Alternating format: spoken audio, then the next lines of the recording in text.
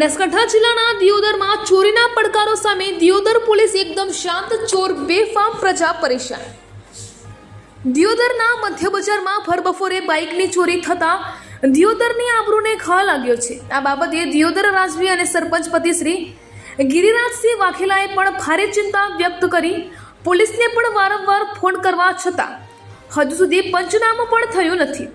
ધારાસભ્યશ્રી પણ આ બાબતે મૌન ધારણ કરી રહ્યા છે। દિયોદરમાં વારંવાર ચોરીની ઘટના બનતી હોય છે, ત્યારે હમણે એક થોડા દિવસે બાઇકની ઉઠાતરી તથા છાડા ગામે એક ગૌસ્વામીના ઘરે ચોરી, તિરુપતિ તથા ગાયત્રી સોસાયટીમાં તથા અનેક ચોરીના દિયોદરમાં બનાવ બન્યા છે। આજ સુધી એક પણ એફઆઈઆર દાખલ કરવામાં આવી નથી, માત્ર અરજીઓ જ લેવામાં આવી છે, એક પણ ચોરી પકડી નથી।